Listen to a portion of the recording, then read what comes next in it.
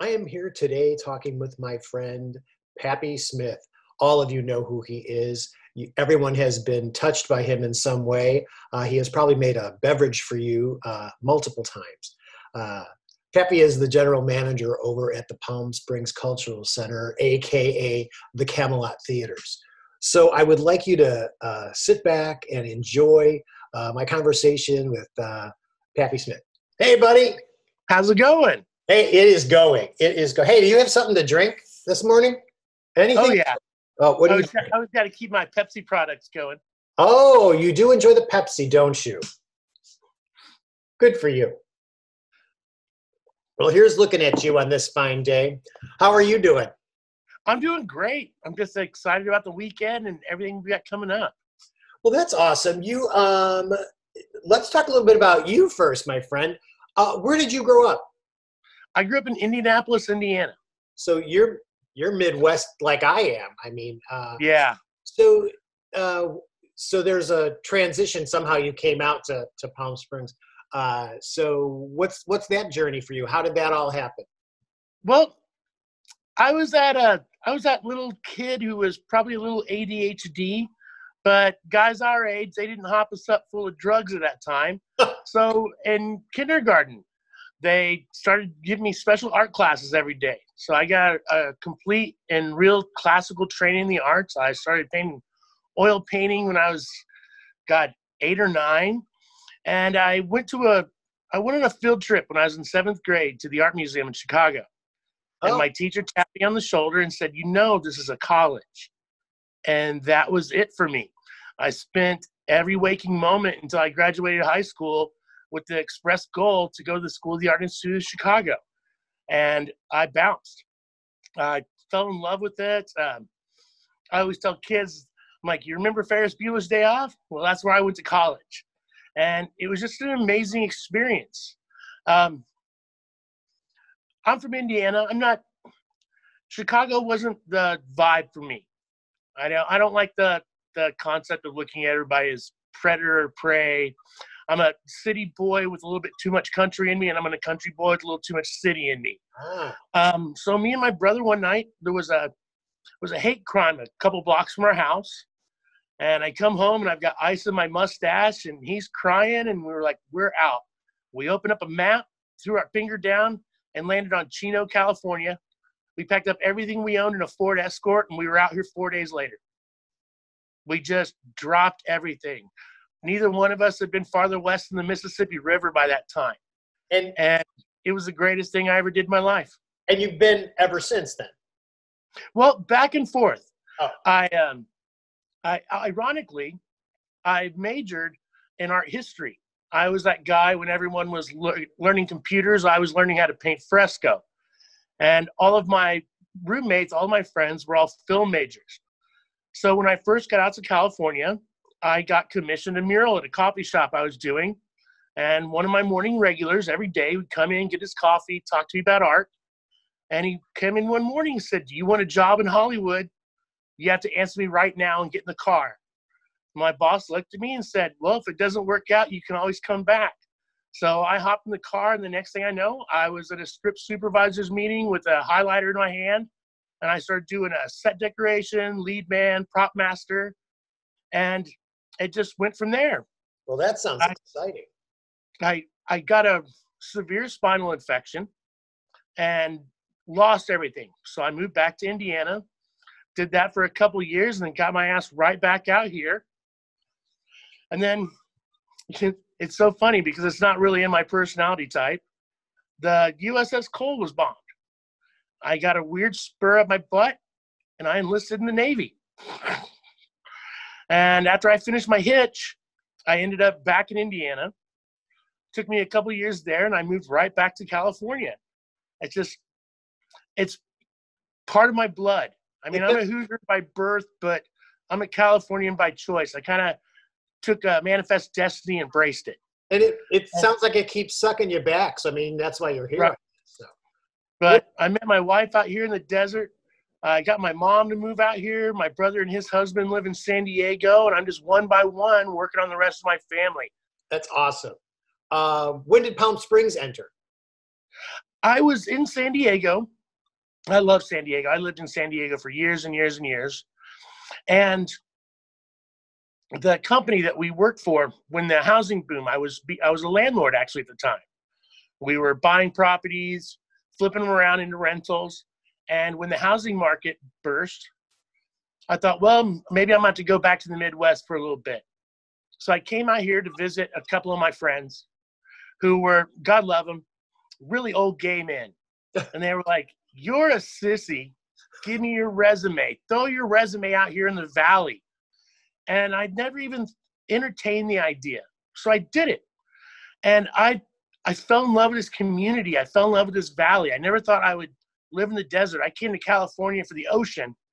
And then I find my Shangri-La. I always joke that if I ever leave this valley, I'm going to become a 100-year-old man tomorrow. And once I fell in love with it, I just put my roots down. I've been out here in this valley for, almost 13 years now, and I'm not looking back. I love it. That's awesome. So you've actually been in the Palm Springs. You live in Palm Springs, yes? Yes. Yeah. I live in Palm Springs, but I lived in Cat City for a long time. Okay, so you've been in the area. So, yeah. Well, so where you are now, do you remember going to the Camelot when you got here and stuff like that? Oh, I started going to the International Film Festival as soon as I moved to town. And then I found out about film noir, and I just loved it. I used to work for Cinemark for a long time. I was a manager for Cinemark, and one of my former projectionists and I were talking, and he called me up one day and he said, hey, we need a bartender at the Camelot. And I said, you have a bar at the Camelot? And so I just looked at it as my foot in the door. I've always loved this theater. I've loved independent film, and I love the whole message of it's not just film, it's every part of the arts. And it's kind of like what Bukowski said, find what you love and let it kill you. Well, I found what I love, and I'm going to let it slowly kill me. Well, obviously you still enjoy it as much today, it sounds, as you did when it started. I know things are a little different right now, but when my husband Mark and I moved here about 7.5 years ago right now, I have to tell you, the Camelot Theater was like a mecca for me. It was just like, it's this old time theater showing, sometimes some just such great artsy films, and it would play some current stuff too, once in a while at the time. And I just always felt it was like my own little personal theater, and we loved it, and y'all became like family. We would just, we'd see you guys. That's the goal. Yeah. But every Palm Springs people, you all know it's a gem, and you guys have gone through some transition. And, so you are you the person who picks all the movies now? Yes. Oh, what a great job! So, it's the most stressful part of my job, but it's the most rewarding part of my job, because it's kind of like Truman. The buck stops here. So if a film doesn't work, I can't blame anybody but me. But the canvas is so big. You go all over the place. So I mean, and people in this town have a lot of tastes, varied tastes, and the interests are of course varied as well. But the ability to be able to go to the Camelot in one theater and see this kind of movie, and then there's one playing right next in the next one, Well, that was one of our goals when I started here. The programming would be themed by week. So you would have 1 week and you would have 3 very sad French films. And then the next week you would have 3 really provocative documentaries. Yeah. And Matthew, when he took over general manager, one of the things that he beat into my head and taught me about programming was A, listen to your audience, and B, make sure that your audience has a variety, because what you want people to come and get more. It's not a I got you once this week. It's, ooh, I want you to plan your week around what I got, because, oh my God, I'm going to see Jurassic Park on the drive-in. All right, I'll see you guys for Tuesday on dinner, but on Saturday I'm going to go see Jurassic Park. So I listen to the audience. I put it out there. I listen to polls, and I keep a spreadsheet of how often someone's requesting something, what's the Rotten Tomato score, what are their international box office, what studios are going to be, what can I get the lease? That way I'm not playing the same thing that the other movie theaters are playing. We have a pretty large valley. We've got a great population.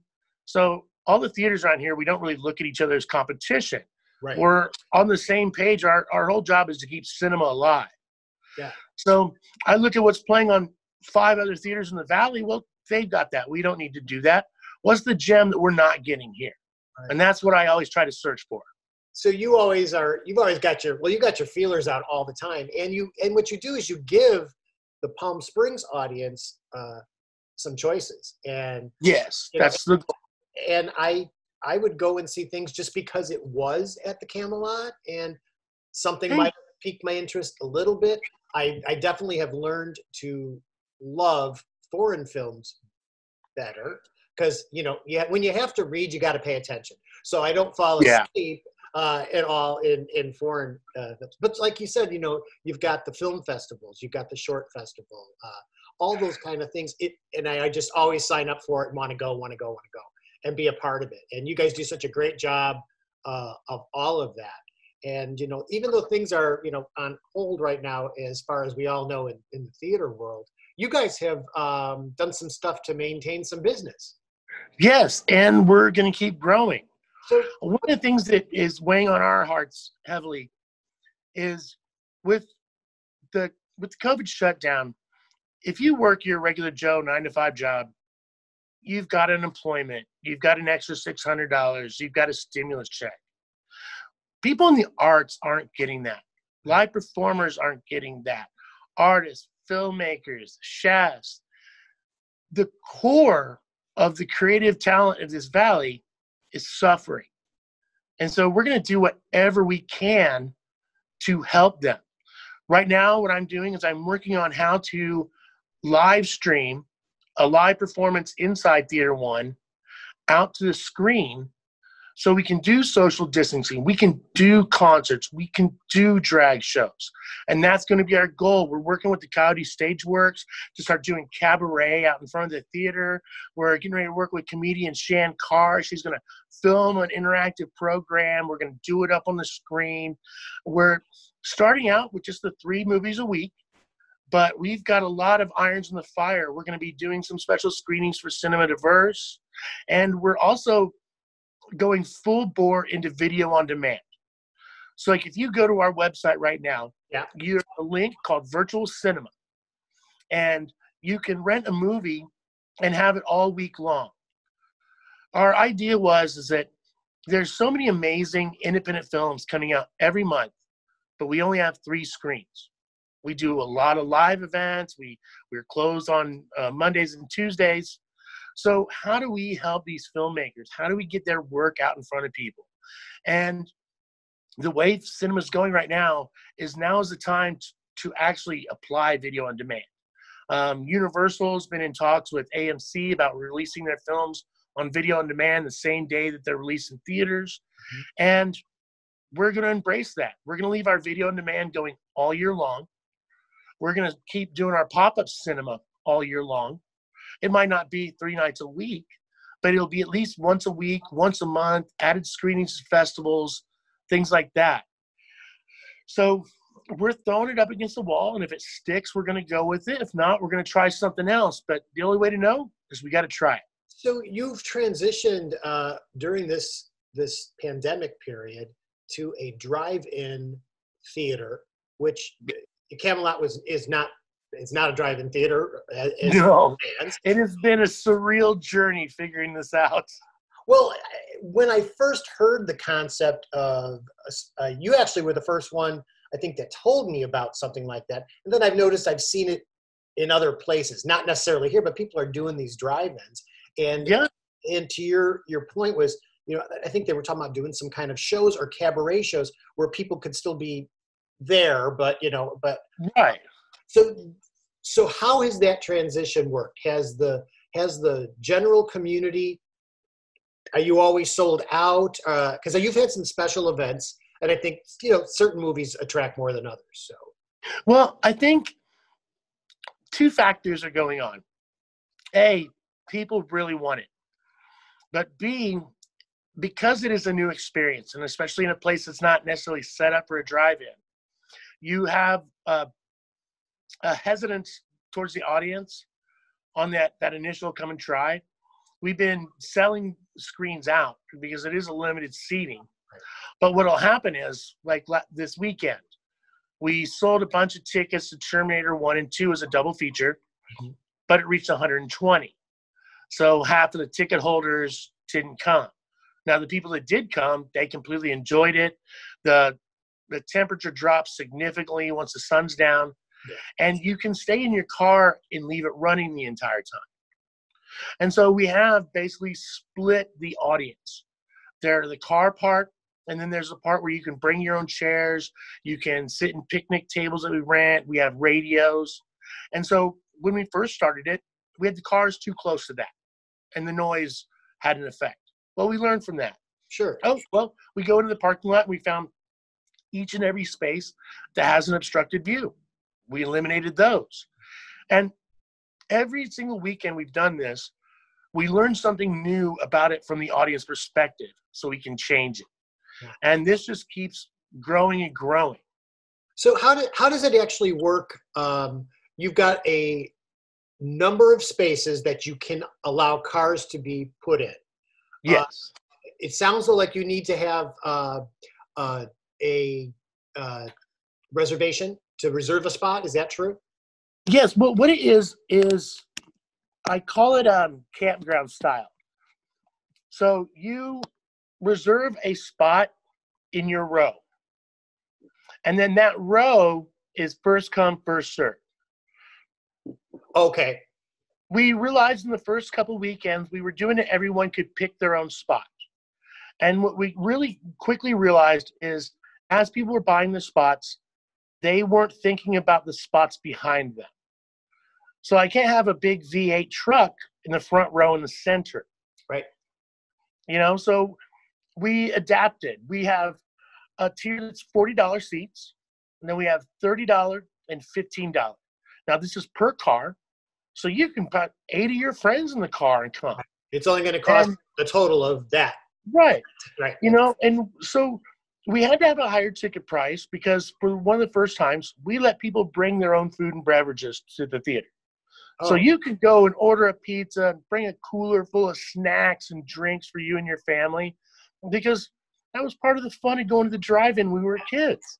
Yeah. We would always take stuff. I mean, I had to always go get me a hot pretzel with cheese, but it doesn't mean the rest of the stuff I wasn't bringing with me.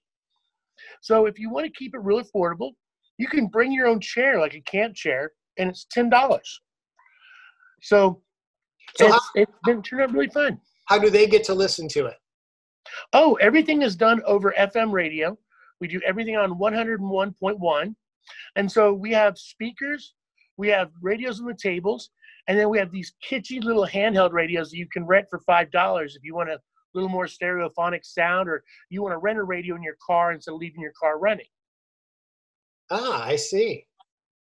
Can you fix your camera for me? Yes, I apologize. No, that's okay. There you go. I want to see that beautiful face, not just the head. Sorry, my battery started going down, so I had to plug it in. I think the plug's messing me up. You okay, though? Oh, yeah, I'm great. Good, you look good. So back to the drive-in experience. When you were younger, did you go to the drive-in as a kid? You did. Did your family, as a family, did you go? Oh, yeah. So what's some of the movies that you saw at the drive-in growing up? Oh, man. The first one I think that really stuck with me was Smokey and the Bandit. I'll never forget that. My brother had a 78 Monte Carlo, and you could fit 5 of us in the trunk. And so he would always have a date. We could all pile in the trunk. He would drive in because it was still like $2 per person. Like, oh my God, I can't even imagine a $2 movie ticket again. But we would all sneak in, and then we'd either sit in the playground or we'd sit up at the concession stand and watch the film, and then we'd all hoof it home because my brother had a date. We weren't getting a ride back. And it was just amazing like that. Like, you would go see a movie with your parents and they're really into this movie, but you know what? I'm going to sit on the trunk and I'm going to watch that movie over there. That's how I watched all the Conan the Barbarian movies when I was a kid. With just my mom and dad weren't going to pay for that, but I could go sit at the concession stand and watch it. Yeah. The drive-in was a unique experience. Where I lived growing up, you could see the drive-in screen from my front window. Not like close up. I Awesome. could see what they were playing, and if I had already gone to see it, I knew where they were at in the movie. And it was just weird concept for me. But the drive-in, I went. We have different time periods, so Smoking the Bandit was one of your first drive-in experiences. Uh-huh. Mine was, I believe, it was probably Dr. Dolittle or Planet of the Apes, the originals. So. Yeah, man, you can't go wrong with Richard. Oh man, that would be Oh yeah. awesome. Oh no, that was great. My dad had a big love for Dr. Dolittle, the music and stuff by Breckus and Newley, and so that was my exposure there. And we went to see like a Chitty Chitty Bang Bang was around that same. So I loved going to the drive-in. Then they would take us when they wanted to go see, when they wanted to go see what they wanted to see. I remember they took us to see. They went to see Love Story, and the kids, we were all like, I don't care. I was just out, and they took us to Love Story, and the double feature on that was a comedy called Cotton Comes to Harlem. And oh God, I haven't thought about that in years. Hysterical movie. And so I thought, oh, this is what an adult film is like. I was still a youngster, but the idea of drive-ins is so great. So you're saying that you can bring your own food. You don't have to. You don't have to buy what's. No, I mean, I got really awesome ice cream and better popcorn than you can ever bring. Of course. But we want this to be. At the end of the day, we need to make this enough to break even. We're not trying to fill our coffers. We're trying to pay our staff and get people out. But right now, especially during COVID, not everybody's got that extra money to spend. So I'm seeing mom and dad bring their 4 kids and a couple of their friends for $15 and be able to sit in the back row and watch a film with everyone. And it's amazing to see little kids running around the Camelot. You are, but you're only allowed to show. There's nothing new coming out. Is that correct? You're not. The last new film we had was Palm Springs. We coincided the opening of the drive-in with the premiere of Andy Samberg's film. Yes. There is some new content coming out right now, and I've had to turn down a lot of those films because they were dour. Right now, we can't solve any of the world's problems. I can give you a 2-hour escape from it. Right. So a dour horror movie, a really, really hard-hitting drama is probably not what our audience wants or needs right now. When they're going out. There's a new film coming out at the end of September that I might be able to get called Kajillionaire, which actually looks like a really heartfelt, fun con man movie. But as the studios are getting things out, we'll get more and more new content. Ideally, we will do a new film for a weekend, then retro, new film for a weekend, then retro, as the studios start releasing them. And so right now, it's all retro until Cinema Diverse. So we have our entire schedule booked up until September 1st.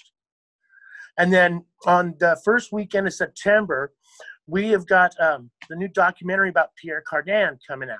Nice. And we're going to do that on the Friday before Cinema Diverse. I'm still looking and thinking about what we're going to do for the rest of the weekend. And then we're going to go right into Cinema Diverse. Now, I can't give any specifics yet, but it looks like we're going to do a lot of it on video on demand. So you're going to be able to buy one pass, see all the movies for a couple of weeks, and then we're going to do special pop-up screenings as part of the festival. We're meeting this week to hammer it all out, but we're definitely going to have a lot of new content in September because we're going to be pushing all of our Cinema Diverse films. We want these filmmakers to get their vision out in front of people, and if it's physically within our power to do it, we're going to get that in front of audiences. Well, that's awesome. So it sounds like you've got plans to handle however things are going at the time. So you've got some shifting plans. Do you see the theater opening up again anytime soon? Honestly, the way things are going right now, I am not in a rush to open the theater. Every time, the studios are doing this, we're pushing tenant here. We saw what happened when they tried to reopen too fast, too soon. Yeah. And I would much rather be cautious and wait a couple weeks after everyone opened, because if I get one of my audience members sick, then I've completely failed. Yeah. I agree. Safety first. And you have now Coyote is housed there, correct? Yes, we partner with Coyote Stageworks. In fact, I got to give a little shout out to Jason Smith from the Coyote Stageworks. His technical expertise is one of the only reasons we were able to pull this off. If he didn't pull me and my projectionist crews aside and mentor us a little on this, we wouldn't have been able to do it. So everyone in Palm Springs, say thank you to Jason Smith from the Coyote Stageworks. We love Jason. That's awesome. Yes. That's awesome. Well, it's so great that Coyote has that space. Unfortunately, they were able to do one show, and now they're waiting to open that second one. But it's great. Now, do you use that theater at all for movies? Will that ever happen there? Or yes. Oh, so what it is we did a large stage build out, so we can build sets and everything like that. We tore down the screen in Theater 3.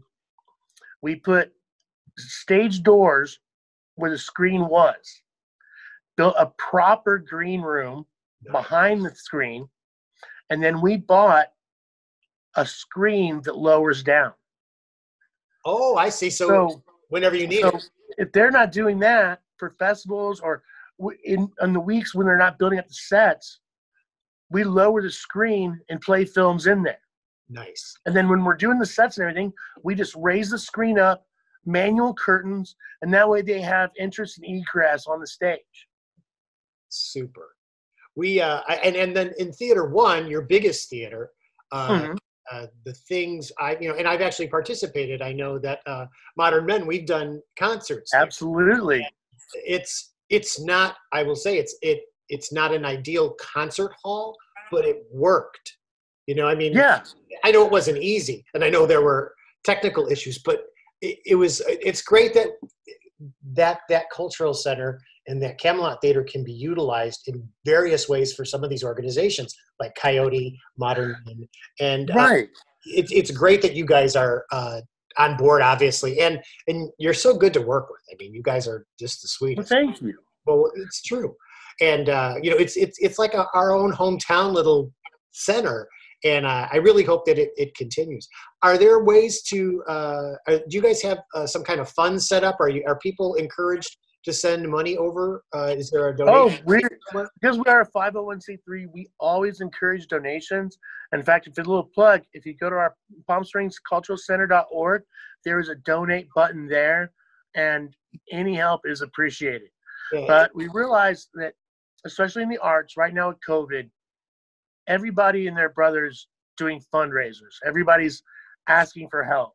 And we're going to do everything in our power to figure out a way to not do that.